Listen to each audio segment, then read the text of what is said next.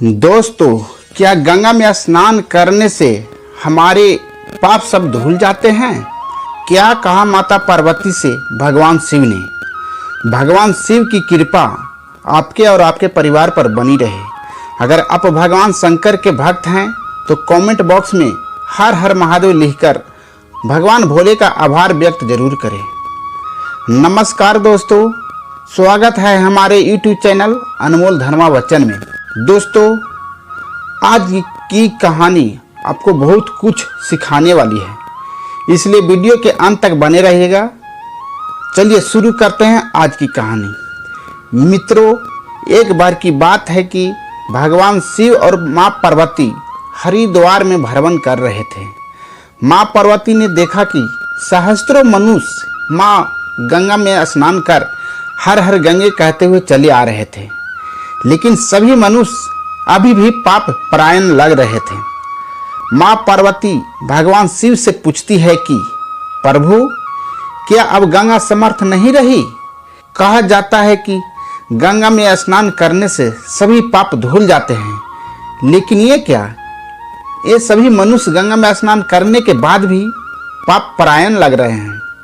प्रभु ने पूछा, पार्वती, तुम ऐसा सवाल क्यों किया? माँ पार्वती कहती है कि प्रभु, इन सभी मनुष्यों के पापों का अंत क्यों नहीं हुआ?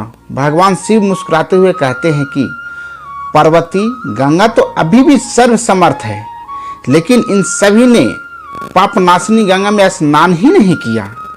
इस पर माँ पार्वती ने बोली, प्रभु, अभी तो गंगा में स्नान कर इन लोगों के शरीर भी नहीं सूखे और आप कह रहे हैं कि इन्होंने पाप नाशनी गंगा में स्नान नहीं किया।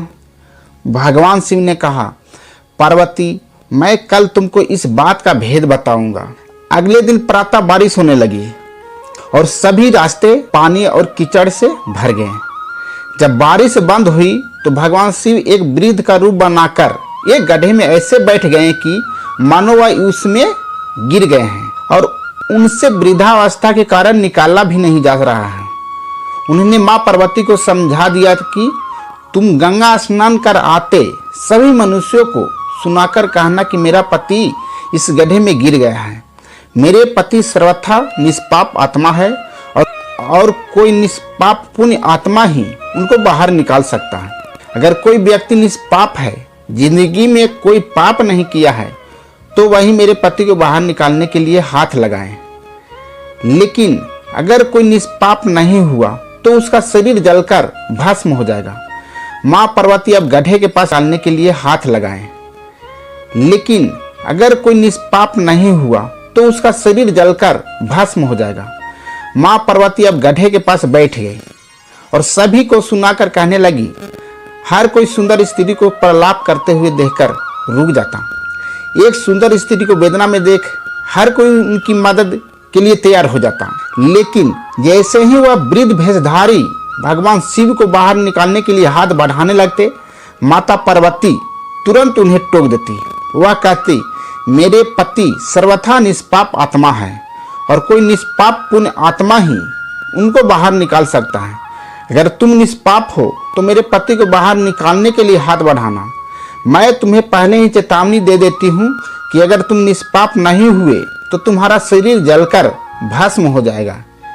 इतना सुनते ही हाथ आगे बढ़ाने वाले हाथ पीछे कर लेते, क्योंकि उनको लगता था कि हमने जीवन में कभी न कभी तो पाप किया ही होगा। दूसरे उनके मन में आता है, इस बूढ़े के लिए क्यों अपनी जान जोखिम में डालें।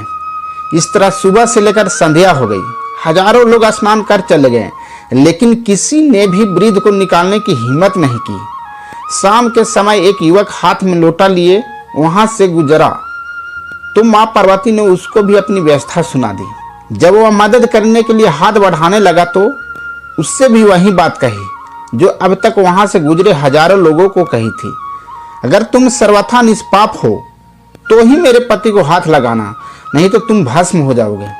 वह युवक बोला, माता, मैं अभी तो पतित पावनी गंगा में स्नान करके आया हूँ और गंगा स्नान के पश्चात तो सभी पाप नष्ट हो जाते हैं। मैं अभी आपके पति को बाहर निकालता हूँ। उसने हाथ बढ़ाकर वृद्ध के रूप में भगवान शिव को बाहर निकाल दिया। भगवान शिव और माँ पार्वती ने उसको अपने वास्तविक स्वरूप के दर्शन दिए। भगवान शिव बोले कि देखो पार्वती, हजारों लोगों में से केवल इस युवक ने पूरी श्रद्धा से स्नान किया था।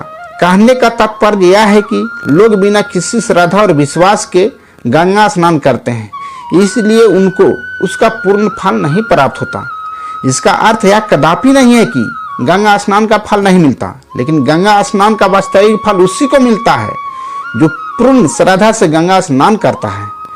इस पर पार्वती ने बोली कि हे प्रभु, तो मनुष्य ऐसे ही पाप करते रहेगा और गंगा उनकी पाप को धोते जाएगी।